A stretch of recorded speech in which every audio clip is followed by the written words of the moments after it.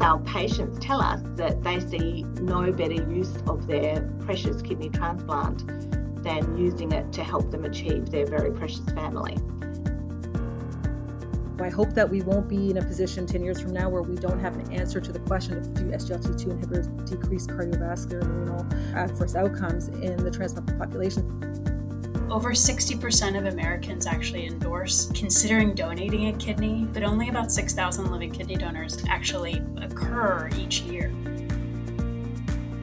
Welcome to the ASN Kidney Translation Podcast. I'm your host, Dr. Matthew Sparks from Duke University. Today, we're discussing kidney transplantation and advances that we're seeing in the field. We're joined today by Dr. Sunita Singh from Toronto, and she'll discuss her article published in CJS entitled Efficacy, Mechanisms, and Safety of SGLT2 Inhibitors in Kidney Transplant Recipients, a randomized, double-blind, placebo-controlled trial. Welcome to ASN Kidney Translation. Thank you very much for having me. It's really a pleasure to be here and speak about this trial. As you mentioned, I'm a transplant nephrologist out of the University of Toronto. In particular, I do a lot of work looking at the mechanistic effects of novel glucose-lowering therapies, including SGLT2 inhibitors. And in particular, this trial is looking at the results of SGLT2 inhibitors on various mechanisms in transplant recipients. So lots of work going on in the lab pertaining to these agents, and in particular in transplant recipients. As a nephrologist and a flozinator, I'm very much a fan of SGLT2 inhibitors. And I think as time has gone on, getting more and more comfortable prescribing these drugs to patients with kidney transplants. So when you see a study that says randomized controlled trial and transplant, I had to immediately open up and look at it. So tell us about the evolution of this study. How did you get it started, and what was the process for getting this moving forward? One of the things that we were seeing is, as you know, there were a lot of large outcome trials looking at these agents, SGLT2 inhibitors, in terms of cardiorenal protection, but none of those trials included transplant patients. What we also know is that transplant patients have a huge burden of cardiovascular disease and chronic kidney disease. And there's definitely a gap, a critical need, and a gap for therapies to protect cardiovascular and kidney systems in transplant recipients. And so when we saw that, we said, well, these trials are great. These agents seem great. But of course, we don't know how these agents work in this population of transplanted patients. And this is a population that has a huge need for cardiorenal protective strategies. The reason that we wanted to do this trial is to answer that question in this unique population that has a lot of kind of differences: immunosuppressed, denervated kidney, potential for drug-drug interactions. Can we get to the answer of, are these drugs going to be helpful and safe in this group of patients? And so that's what really triggered us to put together this trial. Of course, we all know that large outcome trials are what we want, but we also understood that that is challenging to do, especially in transplant recipients. And so that was the beginning of this mechanistic trial to try to understand, can we elucidate those mechanisms in this population? I see the number of patients isn't absolutely mind-blowing, just 52, but utilizing them and getting all the data and information, I think you guys did a wonderful job. One thing I wanted to point out, right now we're sitting in, hard to believe, at 2026, and it takes a lot of time and effort to do a study like this. Can you tell us, when did this start and what was known about SGLT2 inhibitors and kidney transplantation then as opposed to now?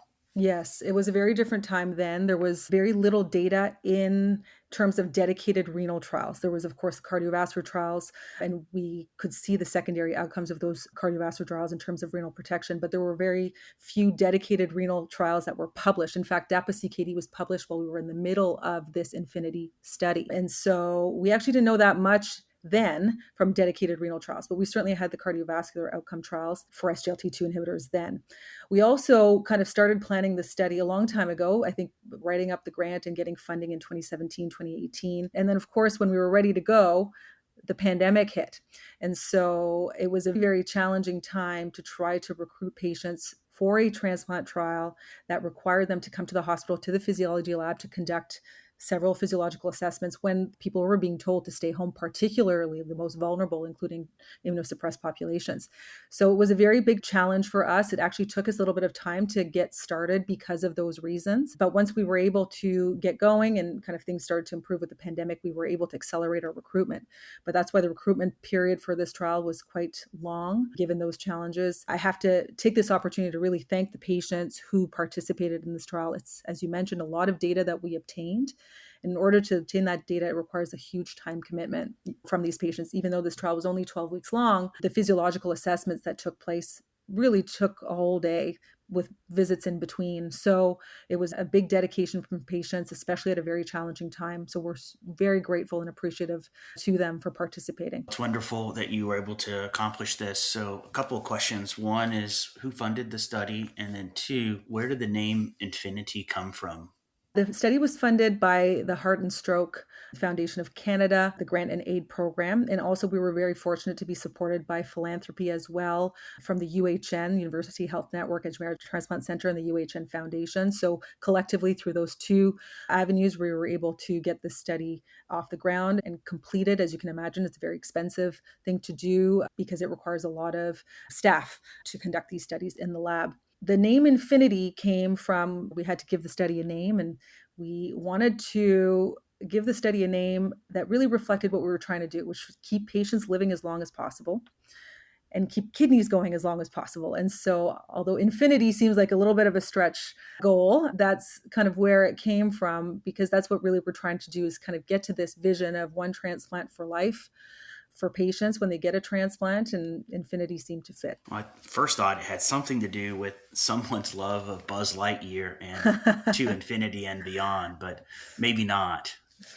Although I like the comparison. Well, let's talk about the study. Tell me about what your goals were and what kind of patients you were looking for from exclusion and inclusion criteria to enroll in this study. The primary objective here was to try to see if we could identify if the mechanisms that have been demonstrated in non-transplant populations were present in this group. And that's what the primary objective was. We also had secondary objectives as well, though, which was to first determine the safety of these agents, and of course to try to delineate other kind of secondary mechanisms beyond our primary outcome, which was reduction in systolic blood pressure. One of the things that was important is at that time there was very little data in transplant recipients, limited to really case series and small studies. And so we had to really be safe, because that was really a reservation for a lot of people in terms of putting these patients on these drugs. They're immunosuppressed. We know that urinary tract infections are very common in this population, and people were concerned. And so one of the ways that we tried to make this trial as safe as possible, we said, well, listen, we're going to take people who are at least 6 months post-transplant. So they've had a chance to kind of achieve some degree of stability. We wanted stable transplant patients, particularly also because we were looking to identify mechanisms. So we want people who are kind of physiologically at their baseline. We don't want people who are going through acute events like acute rejection or rapid deterioration in graft function for an unexplained cause, because those are not kind of physiological steady state situations. And so one of the ways that we wanted to kind of get a group that was as stable as possible is to say no acute events in the past 30 days prior to recruitment, at least 6 months post-transplant, and we try to avoid physiological extremes. So patients with normal blood pressures that were either very low, very high, or BMIs that were very low, very high. And we wanted also to make this as generalizable as possible, because we know that these drugs are being used more and more in different populations, not just hypertensive populations or just people with diabetes. So it was a group of patients that we felt had to be as generalizable as possible, or as broad as possible. That's why we included patients with and without hypertension. Initially, we included patients just with diabetes because the initial data was just in diabetes. But then when the DAPA-CKD trial was published, which happened to be published in the middle of recruitment, we did amend the trial to include patients without diabetes in the trial as well. So the goal here was to make the group as generalizable as possible, as broad as possible, but also safe by excluding people who were having acute events or acute changes in their health. Just curious if y'all had an albuminuria cutoff for entry into the trial. And then I know some of the larger studies did not have an exclusion of prior urinary tract infections. Did you guys use that as an exclusion as well? Yes, great question. So from a urinary tract infection perspective, we did not enroll anybody who had a urinary tract infection within the 30 days prior to screening. So we wanted to make sure that we didn't take anybody with a kind of recent UTI or people who had a history of urological or anatomical issues that could make them more predisposed to urinary tract infections. So that would include, for example, an indwelling catheter, need for intermittent catheterization, or known urological issues. We specifically did not have an albuminuria cutoff. We didn't have a minimum albuminuria level. And if you can see in table 1, this is not a particularly albuminuric cohort. We were just really trying to maximize recruitment. And also this was a mechanistic study as opposed to an intervention trial.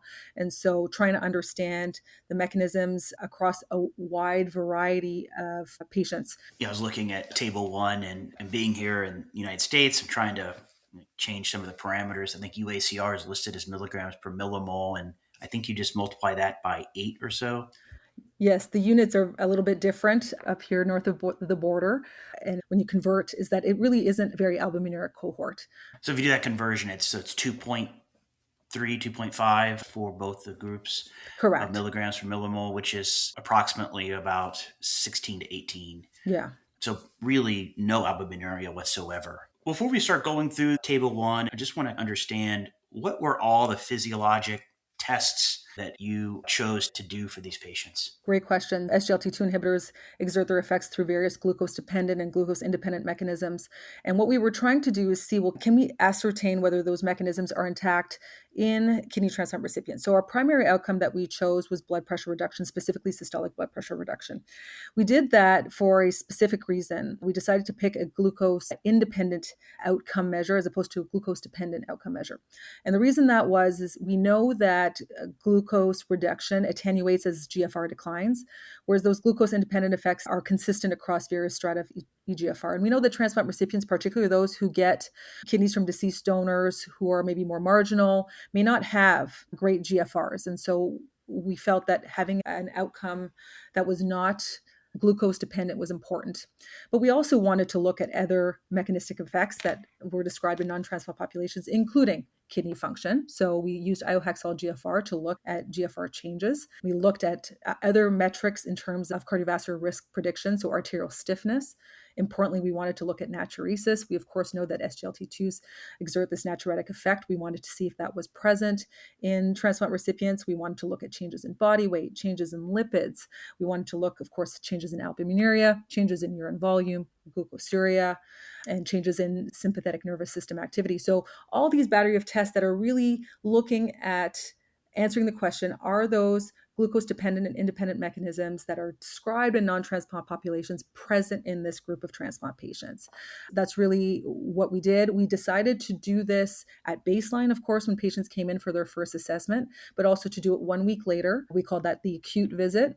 And then at the end of the trial at 12 weeks, which we called the chronic visit. So they were assessed at 3 time points throughout. And then there was also some vascular measurements like arterial stiffness and maybe an echo. What other things were done outside of the urine and serum measurements that you had on the patients? Assessment of blood pressure, just as our primary outcome, but also assessment of arterial stiffness using aortic pulse wave velocity as well as augmentation index, which we used. We also wanted to look at sympathetic nervous system activity, and we looked at neurohormones as well. But those were the main ones that we looked at in terms of blood pressure. And then also we looked at non-invasive cardiovascular outcome monitoring as a way to get other metrics of cardiovascular health. Can you go through table 1 and just give us a brief overview of the types of patients that were included in this study? So this study was powered for 52 patients. 51 completed the study. 1 patient in the placebo group did not complete the trial. They were removed from the trial before randomization, but after screening for the development of a lupus flare. The vast majority were around 53 years of age. 62% of them had hypertension. 57% of them had type 2 diabetes. About 50% of them were on RAS blockade. 81% of them on statins, and the vast majority, 88%, were on triple immunosuppression, which is standard. You can see also that despite many efforts, 79% of the population was male. Most of them had excellent GFR, 68.2 mils per minute was the mean GFR in this cohort, and most of them were pretty far post-transplant with a post-transplant vintage of about 7.9 years. And as we've talked about before, the UACR levels were low and mean BMI was 37. Just to summarize, this was planned to be a 12-week study. a lot of the interventions, the primary outcome was looking at blood pressure reduction. So the primary outcome here was blood pressure reduction, specifically systolic blood pressure reduction. So what we were able to find is when you look at the DAPA group compared to placebo, blood pressure was lowered. Systolic blood pressure was lower at 1 week and at 12 weeks in the DAPA group, but it was not statistically different compared to placebo for that primary outcome of systolic blood pressure. So just to give you some numbers, at 1 week, the systolic blood pressure was lower by 4.4 millimeters of mercury in the DAPA group and 2.9 millimeters of mercury at 12 weeks in the DAPA group, but not statistically significant compared to placebo. When we looked at mean arterial pressure, so MAP at 1 week was reduced by about 3.9 millimeters of mercury. That was statistically significant. And although that change was sustained at 12 weeks, it was not statistically significant at the 12-week mark. So bottom line is what we're seeing is some reductions in blood pressure, although the only kind of statistical significant metric was MAP at 1 week. So there are blood pressure reductions, but certainly more muted than one would expect. We also did see changes in diastolic blood pressure in the NICOM, so the non-invasive cardiovascular outcome monitoring testing for diastolic blood pressure, and that was lower by about 5 millimeters of mercury at 12 weeks, and that was significant compared to placebo by NICOM. Can you give us a brief discussion about what is NICOM? An ICOM is basically a device that can use to measure cardiac output, stroke volume, other hemodynamic parameters, but in a non-invasive way. So it actually requires electrodes that you place on a patient, and it uses electrical impedance to try to measure these metrics. So the advantage here is that we could assess cardiac output, stroke volume, blood pressure, et cetera, without having to do anything invasive or without having to do, for example, an echocardiogram, a formal echocardiogram. So it was just another way to try to get to the physiological effects of these drugs in these patients, and of course, trying to keep things as non-invasive as possible. What other aspects of the physiology would you like to highlight from the study? The main things we want to highlight first, what we did see is there were some reproducible things in this population that were similar compared to non-transplant populations. The biggest one is the EGFR drop. We saw a statistically significant drop in GFR. And we did that by iohexol measured GFR at 1 week and 12 weeks. And that was statistically significant compared to placebo. And that is very similar to what we see in non-transplant populations. And the change in GFR was of similar magnitude also. So we know that that kind of drop in GFR was present. And we, of course, know from the non-transplant populations that that drop in GFR is what we think is protective in terms of preventing or delaying adverse renal outcomes. So that was important. We also saw other things that were important, like decrease in body weight. We were also able to see some changes in carotid arterial stiffness, although they weren't statistically significant. There were certainly metrics of change, although no. What was very interesting, though, is that what we expected to see was a natriuretic effect. That's what we expected to see when we started the trial, and we didn't.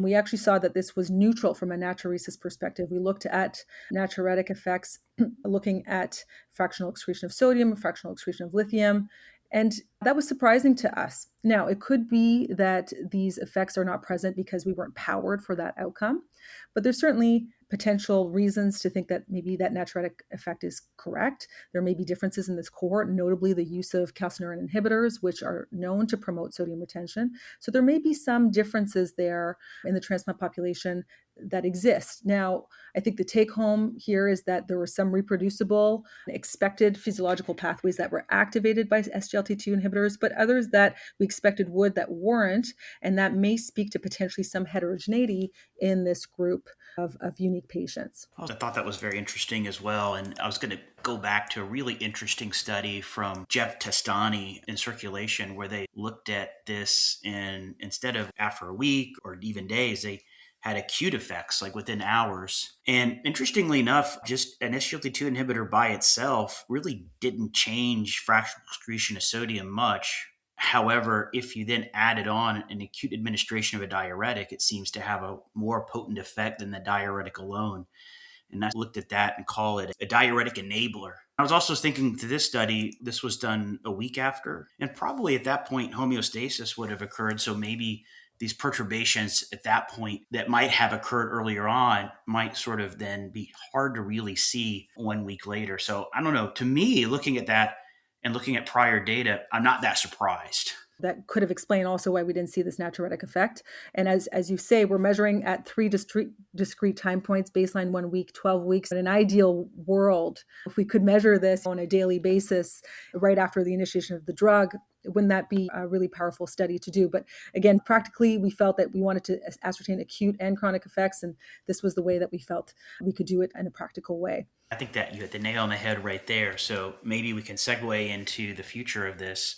Will we ever see a large outcomes-driven trial, either cardiovascular or kidney related, in a kidney transplant population? I hope that we won't be in a position 10 years from now where we don't have an answer to the question of, do SGLT2 inhibitors decrease cardiovascular and renal adverse outcomes in the transplant population? So I think the time really is now for a trial. We absolutely need a trial.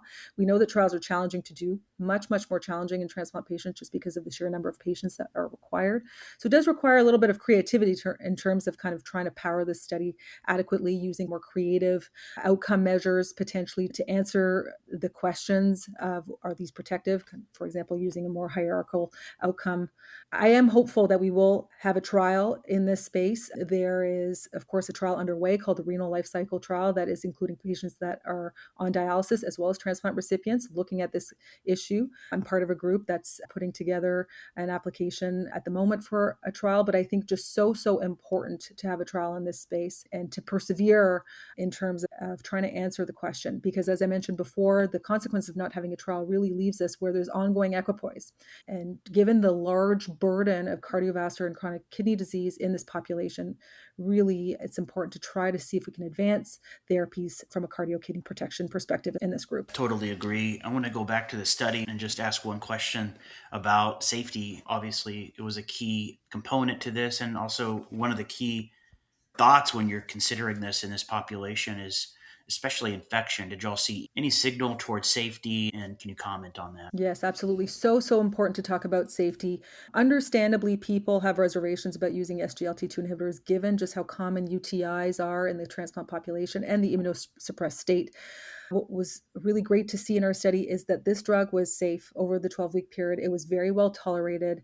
We had a 98% adherence to the drug throughout the trial, and we did not see any urinary tract infections in this population. We did not see any ketoacidosis in this population in this trial.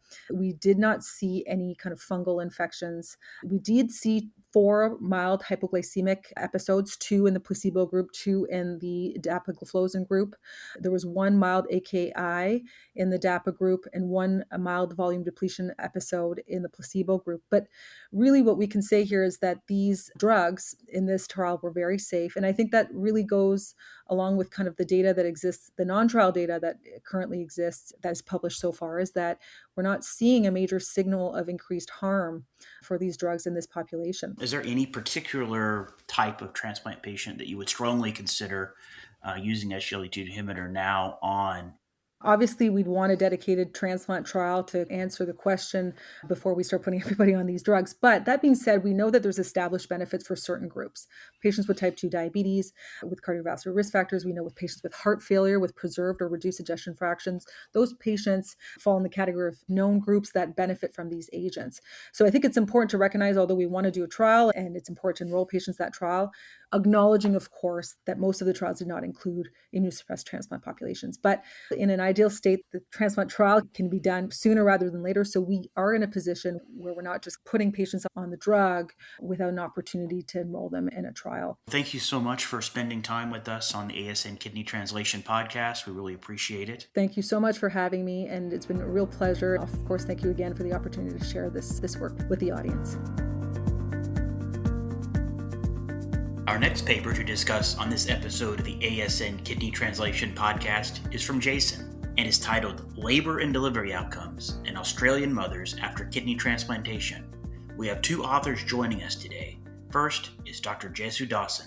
Hi, my name's Shilpa Jasadasan. I'm the Head of Nephrology and Transplantation at the Royal Adelaide Hospital in Adelaide, Australia. And I'm chair of the Australian and New Zealand Dialysis and Transplant Registry Parenthood Data Working Group, and really delighted to be here. Thank you for the invitation. And we also have Dr. Hewa Wassam. Thanks, Matt. I'm Erandi Hewa. I'm a research scientist at the Centre for Big Data Research in Health at the University of New South Wales. And before that, I spent several years working with the Australia and New Zealand Dialysis and Transplant Registry, which is the ANSTAD registry, at the South Australian Health and Medical Research Institute, where a lot of this work was carried out. Thanks for inviting me.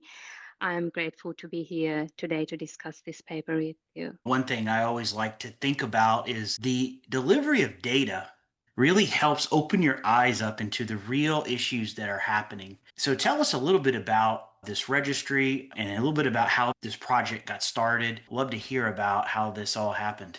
So the ANZ Data Registry has been collecting some information about parenthood events in dialysed and transplanted women since its inception in the late 60s, early 70s. And then in 2001, they created a formal parenthood data collection. And a number of us have been using that data to provide evidence based around these pregnancy outcomes for a while. But what we were missing was the really detailed pregnancy data that the Dialysis and Transplant Registry doesn't collect. When you then switch over and have a look at what is in the perinatal data sets, which are captured for all women who have a delivery in Australia, there's a lot of pregnancy specific data, particularly around labour and delivery, but none of the renal information that we collect in the registry. It now feels like a very long time ago. We started a process, and this was a project that I led, to link these two data sets together. And so we linked ANZ data with perinatal registries in 4 Australian states and territories. And this was an enormous project that eventually gave us nearly 3 million births to work with. So that's why we feel that the data is robust, because we're putting these two very important data sources together. We've been able to interrogate a lot of questions that haven't been able to be answered before because of that data linkage. And this paper around labour and delivery was something that, until we had that linked data, we would not have been able to answer these really detailed questions about how transplanted women were having their obstetric deliveries. The real power of this was to get national data from 1991 through to 2013, with the last follow-up being 2016. And that's given us this sizable cohort for what is essentially a fairly rare event. What was known before this paper was published, and what kind of questions in your mind did you have that could be answered by a data set like this? When we started this study, we knew that cesarean section rates were so high among women with kidney transplants, usually about 50 to 60% internationally.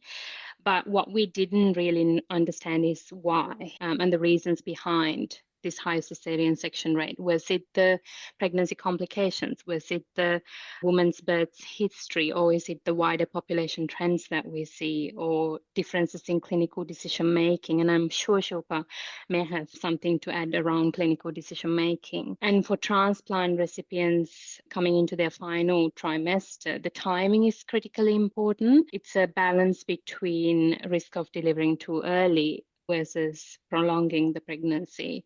And that uncertainty, I think, can naturally lead to variations in how these pregnancies are managed by each clinician. And as Yupa mentioned, the ANS data and the perinatal data sets linkage actually helped us answer these questions and look at this data really carefully and look at whether how labor starts, why cesareans are done, when the deliveries actually happen, and how previous birth modes can influence decisions. And no one had examined these questions at this level of detail before. Now, just curious about the question about why a cesarean section was performed. Do you have that granular data where you can go back and have a determination of the exact reason why, or is it something that you ascertain based upon the clinical factors that were happening at the time? So in this data set, we had the indications for cesarean sections, and the key ones that came up were hypertensive disorders of pregnancy, particularly for planned cesarean sections, and the other one was breech presentation. Those were the top 2 that came up.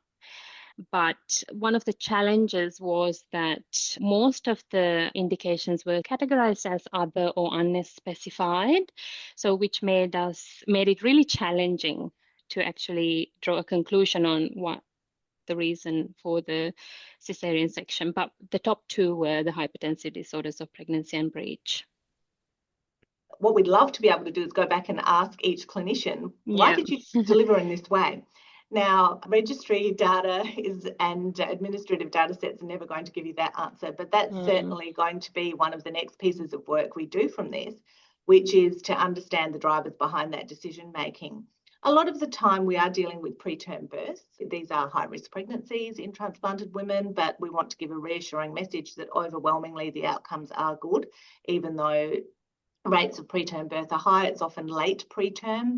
What we want to understand is what are the drivers of decision making that go through the minds of obstetricians and the nephrologists and obstetric physicians looking after these patients. We won't get to that in this data, but we're going to raise a lot of questions that we can go back and ask these clinicians. The decision to deliver one way or another is very complex, and I think a lot of factors drive that decision making. But I wonder if clinician fear is one of them. When we're doing our preconception counselling, sometimes when we're first talking to the obstetricians, their immediate assumption is that caesarean delivery will be necessary.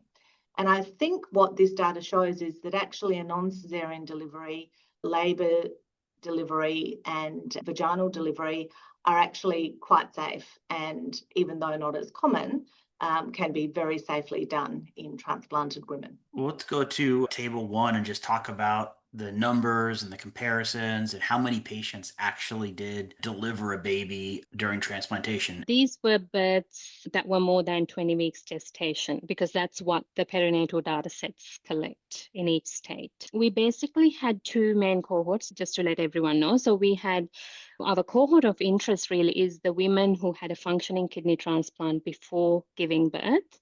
And then our comparator cohort was women who had never received dialysis or had a kidney transplant, or in other words, they didn't have kidney replacement therapy. And in terms of numbers, we had 137 transplant mothers and 211 babies. And our comparator group was 1.6 million mothers, and that's nearly 3 million babies. So it did give us a large, very complete national picture of labour and delivery among these women in Australia. Can you go through the years again that this captures? How many years and what years that it covered? Yes, so it's from 1991 to 2013. So it captures data or births over 22 years. Anything on table 1 that you want to point out? I think the key messages here are obviously we already know the high caesarean section rate. So over 50% of these women delivered by caesarean section. And that the majority of those women, much, much higher than in the non-kidney replacement therapy cohort, had actually never had a history of caesarean section. Now, if you've already had one caesarean section, you're much, much more likely to go on and have another caesarean section in a subsequent delivery. But you can see that in the non-kidney replacement therapy cohort, that was only 19% of women who'd had no previous history of caesarean section, but who had a caesarean section in the current pregnancy, but it was 53% in the transplant cohort. The other key message here is that spontaneous labour was much lower in this group. So this is a group of women who are not getting to the point of spontaneous labour. It's half the rates compared to the non-kidney replacement therapy group. They're much more likely to have an induction or to have no labour at all, in which case they just go straight to a caesarean section. And that's where the link with the hypertensive disorders of pregnancy becomes important, because what's happening there is that women are getting medical complications in pregnancy, such as hypertension and preeclampsia, and then going straight to often an emergency delivery. And that's what will drive the caesarean section rate. So in terms of other key points that came out was the breech presentation, as you can see, was much higher among women who had kidney transplants. That was initially quite surprising to us. We know that this group has more preterm birth, so that probably might be why we are seeing more breech among this cohort. Another thing that sort of came out was the higher use of general anesthesia among women with kidney transplants compared to the comparator cohort. We didn't expect that. And that might be because they may be having emergency cesarean sections or maybe complex deliveries that clinicians might be deciding to just put them under general anesthesia, expecting that those sort of complications.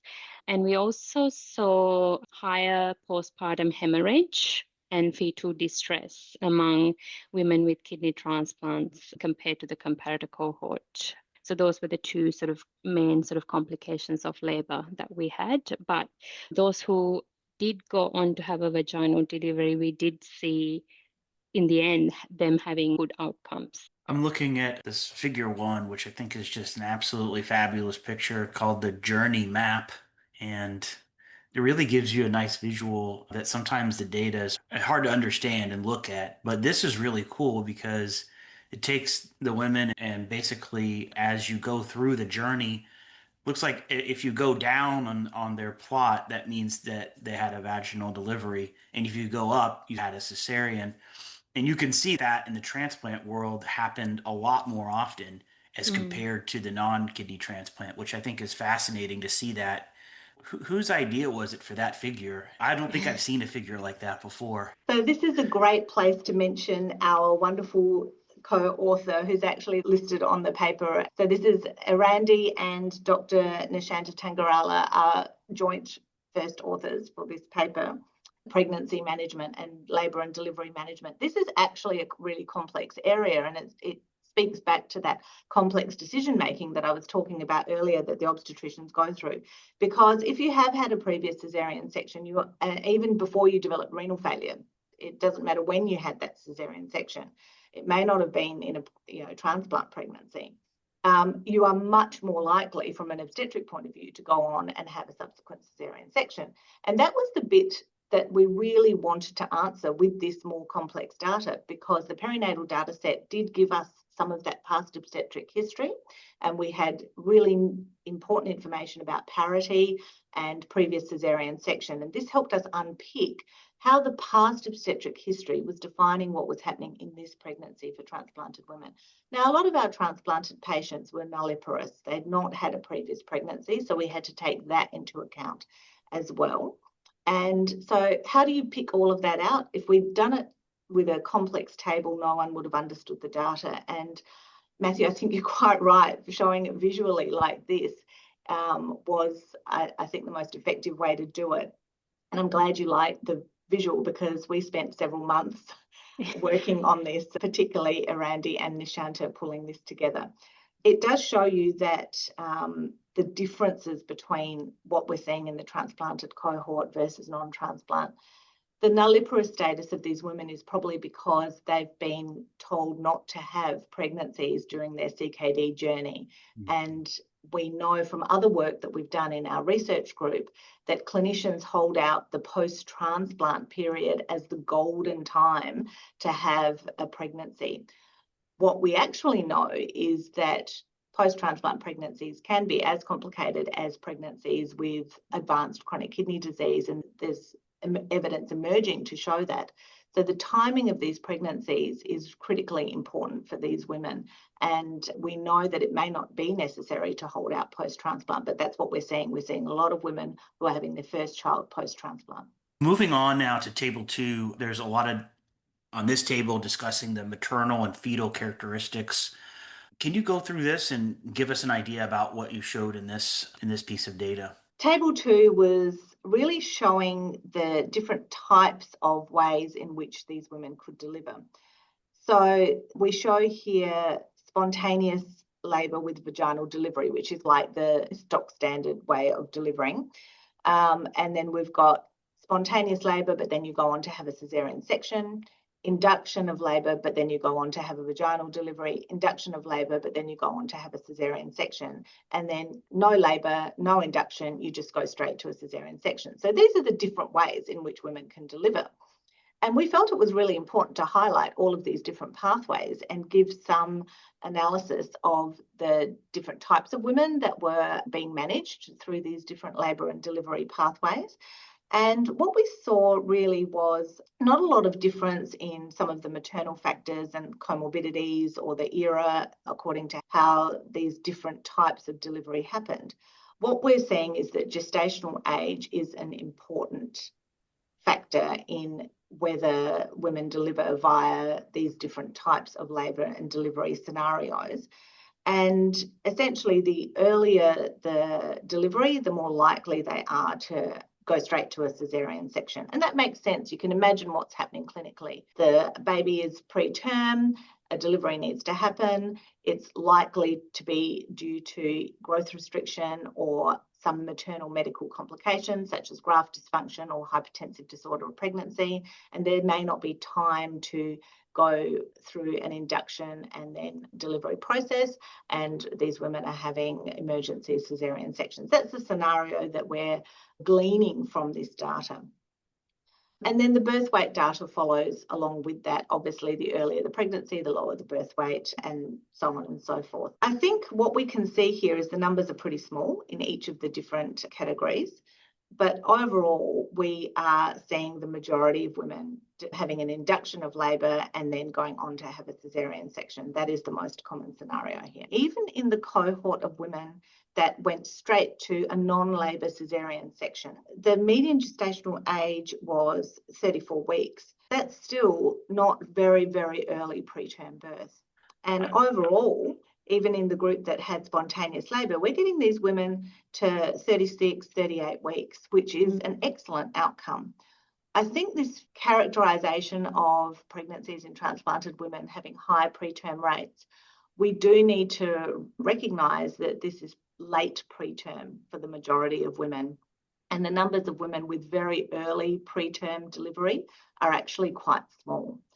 So this is a positive, I think, in terms of the messaging that we can give these women. Yes, it is likely that your babies will be born earlier, but not on the majority, on the whole, not super early, probably just a little bit early. And if you do have a complication of pregnancy and the baby's not growing well and there's blood pressure problems in pregnancy, then it is likely your baby will be born a little bit earlier, but at a point where fetal viability is very likely, safety of the baby is very likely. Did your data capture any negative consequences to the kidney transplant?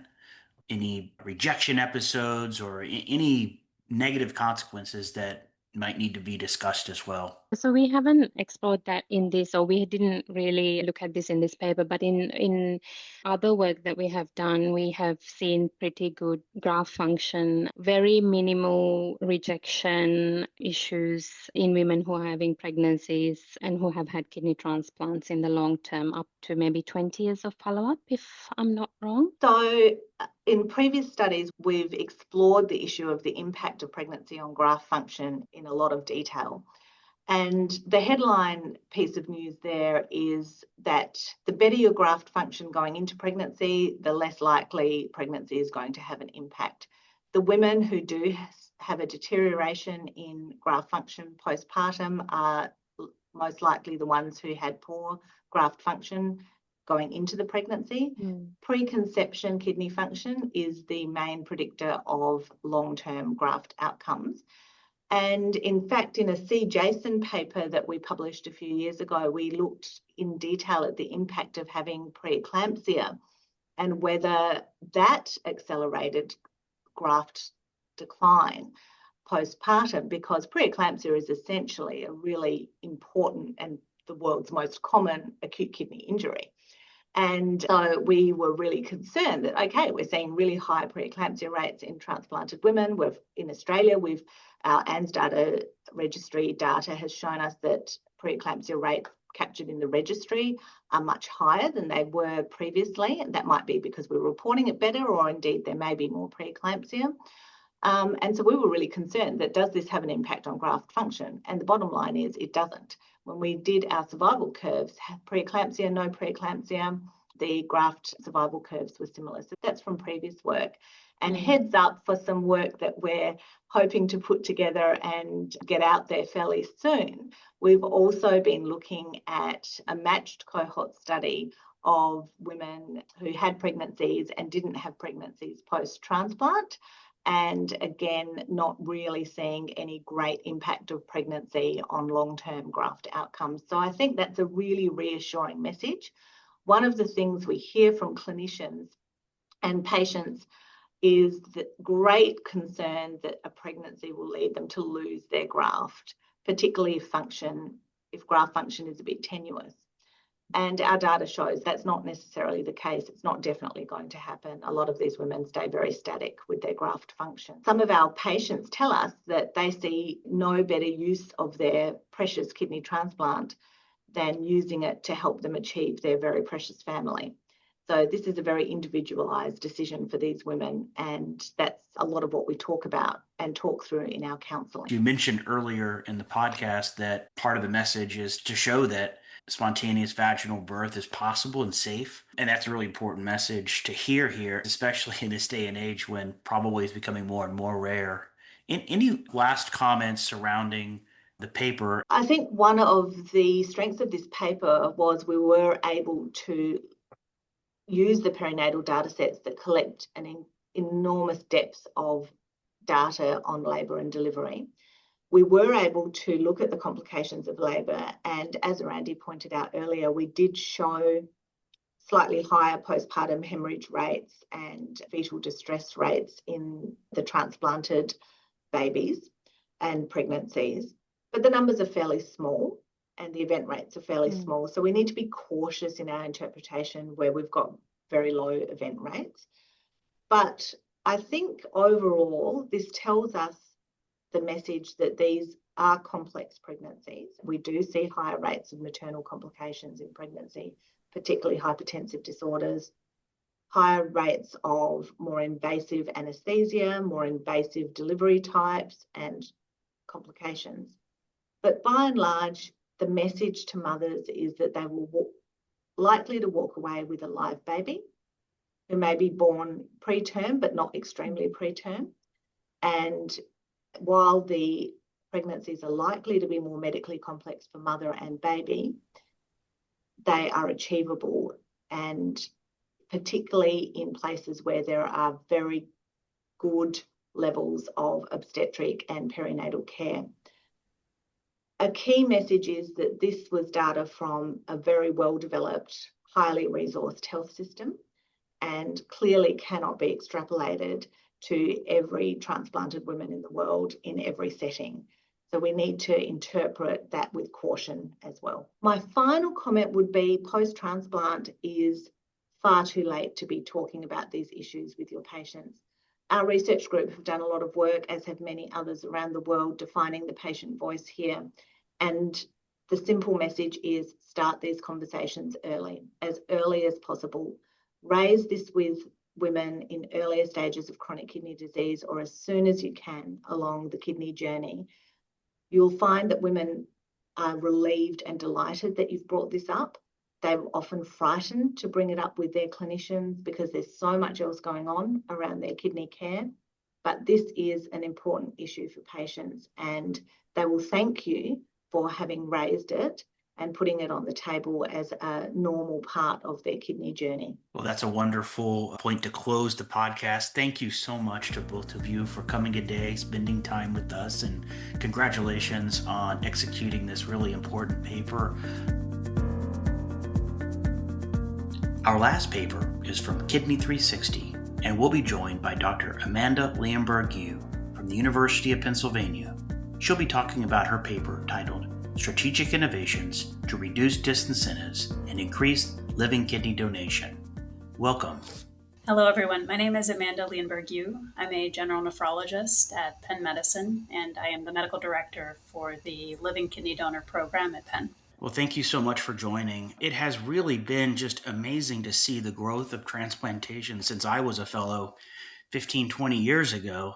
And especially that growth has been in living donation. The innovations have really occurred really fast. Can you tell us a little bit about how this project started and where we have come in living kidney donation? So we know that living kidney donation is the best form of kidney replacement therapy one can be offered for kidney failure. It's actually associated with superior clinical outcomes, longer graft survival, better long-term kidney function, reduction in post-transplant delayed graft function, and it happens more quickly as compared to the wait list for deceased donors. So better quality of organ, better match, less wait time. There's a fairly striking gap between interest and action. In the general population, over 60% of Americans actually endorse considering donating a kidney, but only about 6,000 living kidney donors actually occur each year. Although there was an initial rise in living kidney donation immediately pre-COVID, during COVID, the living kidney donation actually declined somewhat. As expected, we could not guarantee safety of living kidney donation. And more recently, we are hoping that we see a slight rise, but it is somewhat early to make that conclusion.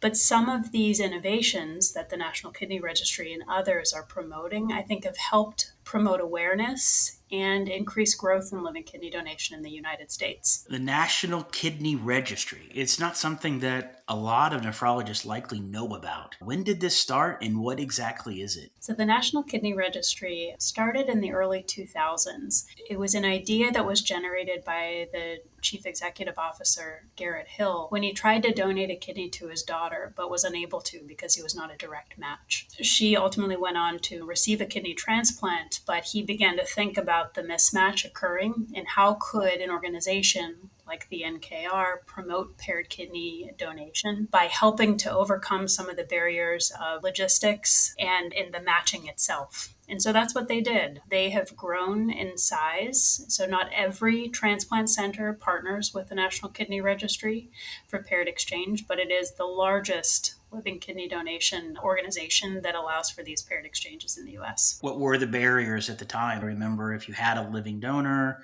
you see if it was a good match. If it was, great. If not, that's where the challenges started. And I remember it wasn't so long ago that the first paired exchanges were started, but this takes it to another level. Interest in incompatibility defined by blood type. So incompatible blood type donors and recipients could not, benefit the recipient by donation. So overcoming that initial blood type incompatibility through paired exchange has not been novel, and many centers actually do that internally. So finding a donor recipient pair within the same transplant center can allow you to make these swaps. What the National Kidney Registry has done has expanded from not just blood type incompatibility, but also HLA incompatibility, other subsets of HLA. These are the eplet mismatches, and even thinking about EBV or CMV mismatch. You can be much more prescriptive in the pairing that you're willing to consider because it's such a large registry, so the denominator is a lot bigger. So that's kind of the biologic compatibility component. The other innovation that the NKR has thought about has been, what about distance incompatibility? What if your intended recipient lives in the West Coast, you're a busy person on the East Coast? How are you going to make that happen? So distance incompatibility can be overcome by this type of registry. And the third thing is actually time incompatibility. So thinking about parent to child. Child isn't necessarily in need of a kidney transplant right now, but maybe in the future. The parent could actually donate now, and the child could receive a voucher to have on hand in the event that a kidney transplant is needed in the future. So there's more than one type of incompatibility, and this registry has kind of thought about each incompatibility and how to overcome those barriers. Like, how has it done to increase the number of kidney transplants that are done living donor compared to prior when we didn't have the National Kidney Registry? So on an individual center level, there can be growth just by virtue of offering paired exchanges. And so you're capable of a larger pool of matching by partnering with more of a national organization. From the national organization perspective, the National Kidney Registry does publish updates and, volumes and how their volumes have changed over time. And Just by growth alone within the NKR from the early 2000s until now, there's actually been a 22% increase growth in living donor transplantation. Now, that is unique to those centers who participate with the NKR. So it may be other variables that play a role in that increased growth. But I'd like to believe that some of the innovations they've put in have also afforded increased donor support and allowance for more transplants. Let's move on and talk about your paper. The title is Strategic Innovations to Reduce Disincentives to Increase Living Kidney Donations. Tell us about what questions you're trying to answer with this manuscript and how did you go about answering those questions? The National Kidney Registry has put in place several programmatic innovations to increase living kidney donation. However, they have not been rigorously studied to understand the impact of those innovations. We don't know who's using the innovations or what the impact may be on registration, referral, and ultimate donation. And so that's what the goal of this paper was, to analyze these strategies and observe the impact of not just who is using each of the innovations, but also how it's impacted the registration, referral, and donation is also an outcome that may not be as robust for this paper because there are other reasons why someone may or may not pursue the donation. But that was the goal of the paper. So when you talk about innovations, it sounds like the National Kidney Registry have several or many different facets to try to increase living donation. Can you describe what those innovations are? We looked at 3 different innovations, and the 3 innovations were actually tied to barriers that are known related to people coming forward for living kidney donation. The first is uncertainty about the process and the expectations around living kidney donation. The solution to that was creating a mentorship program called Donor Connect that links those individuals interested in registering and ultimately being evaluated as living donors with prior living donors. So it gives you a little bit more of a personalized navigator through the process. Barrier number 2, geographical access. And so I mentioned that distance donation, where a person on one side of the United States may be trying to donate to a recipient on the other side of the United States. How does that geographic access disincentivize donors? And so through an innovation called remote donation, the National Kidney Registry has tried to reduce that geographic barrier. The third innovation we looked at was the financial burden. So although the living donation evaluation, surgery, and postoperative care, which is up to 2 years post-donation, that is all covered under a recipient's insurance.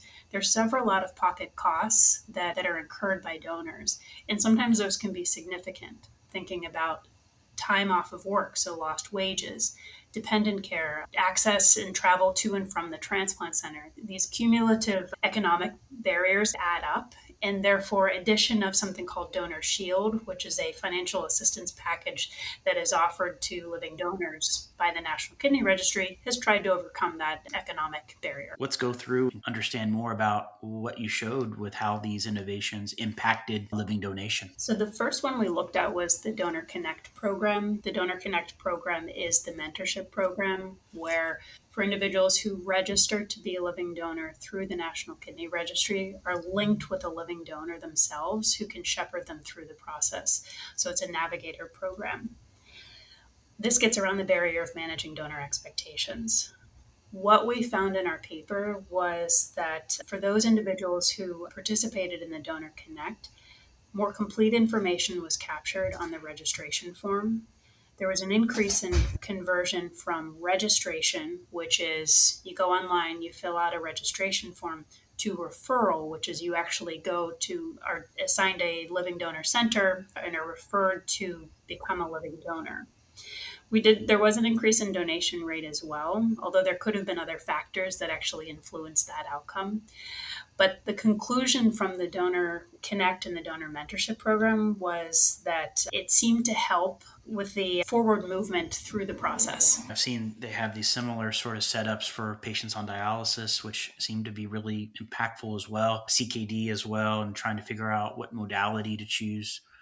It seems like a great innovation and something we should be doing across all parts of kidney care, not just transplantation, but having really a program, big one like this that allows all centers to participate probably without having to put a lot of effort on the center is very helpful. What's the second innovation that you guys looked at? The second innovation was overcoming the geographic barrier, so remote donation. This is a concept where you can actually donate in the comfort of your hometown around the support system that you have locally, but your intended recipient can still be the beneficiary of that kidney. It could be your kidney is being flown from the East Coast to the West Coast, or it could be that your intended recipient receives a paired donation through that paired exchange program. But it allows for reduction in geographic barriers. Tell us what that innovation showed in making an impact and increasing living donation. So in the remote donation cohort, 11% of those who ultimately donated during the study period participated in remote donation. The closer access to the transplant center seemed to be the predictor for proceeding with living kidney donation. So distance to the donation center was important. The remote donation program actually significantly reduced the travel burden by almost 600 miles, allowing the donor to be in the comfort of their own home. What this suggests is that those individuals who are more likely to participate in remote donation may be more likely to actually donate locally. And so I think it's an interesting thread that I think needs a little bit more development to understand who's using remote donation, what the conversion from referral to donation is on a larger scale, and how we can maybe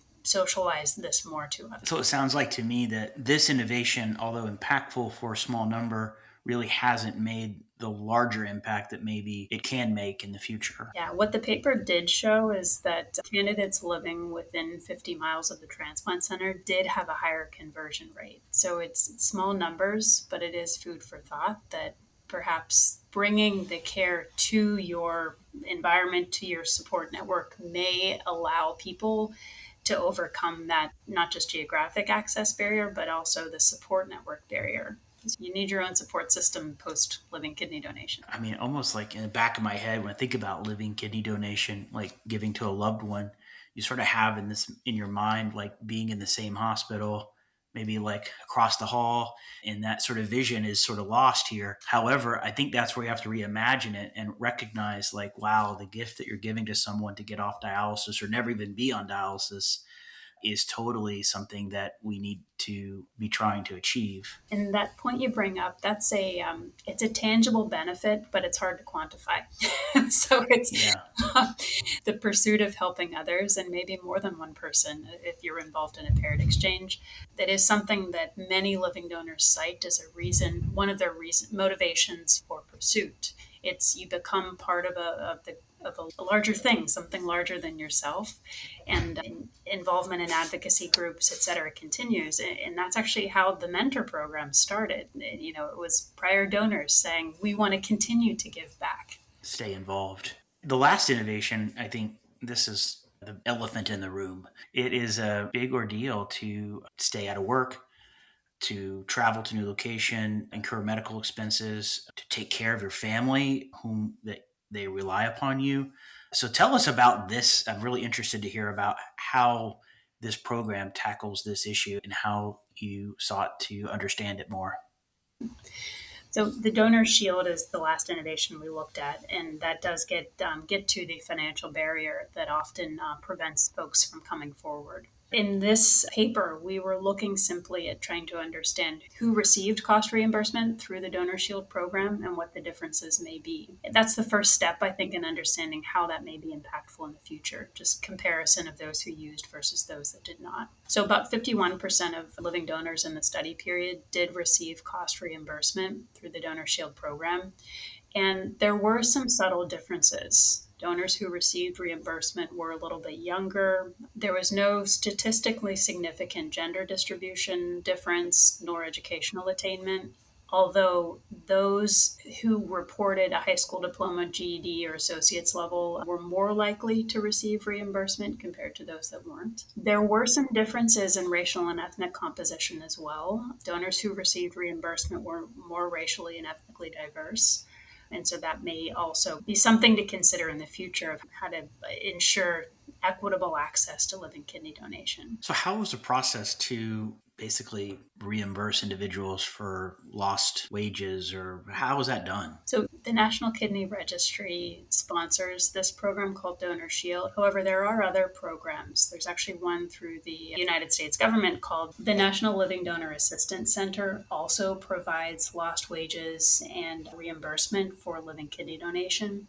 And there's also a similar program through the Veterans Administration for those who are veterans interested in pursuing living kidney donation. Other programs outside of the National Kidney Registry also include centers of employment. So many centers of employment participate in something called the Circle of Excellence. So companies that are part of the Circle of Excellence provide paid time off for living organ donation. So there are many groups that are invested in improving the financial barrier and increasing financial protection for living donors. The Donor Shield, I think, probably has the biggest impact because they actually have a total financial assistance of up to $18,000. The majority of that does come through lost wages and reimbursement. And so submission of information about the wages lost is required. Travel expenses are capped at $6,000 as a maximum, and there's also a dependent care clause. The Donor Shield is very much living donor centric, whereas the National Living Donor Assistance Center actually requires information about the recipient. And so sometimes that can be a barrier to actually fulfilling the information needed to provide that financial assistance. So the Donor Shield, I think it's largely orchestrated by the transplant center. So generally it's a social worker or a living donor coordinator that helps the individual submit receipts, and they receive I believe it's a credit card or it's some sort of financial benefit that's delivered to them post-donation. Well, I'm sure these are just the tip of the iceberg for what the National Kidney Registry can achieve. And I want to hear about the future. What is the future of this program? Where are the areas in which the program has been shifting and changing? And what is the ceiling for living donation? I think it's a really exciting time to think about how this may impact living kidney donation. You're right, it is the tip of the iceberg. This paper has really tried to describe the innovations and look preliminarily at how it's helped some of the registration and the conversion rates.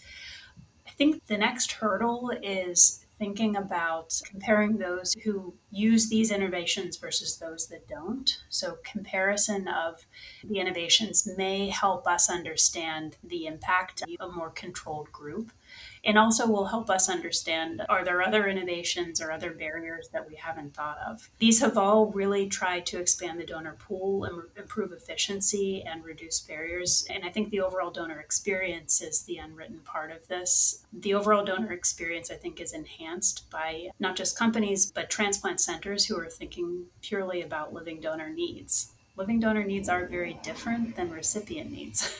These are healthy people that don't need to interact with the healthcare system. So I think we do have to lower the barrier to it. 100%. This really expands the options, but still leaves the other options available for people. Thank you so much for taking time to talk to us about this really important area, and congratulations to you and your team for your paper in Kidney 360. And thank you so much to our listeners of the ASN Kidney Translation Podcast. We look forward to our next episode, and we thank everyone for listening. Thank you so much.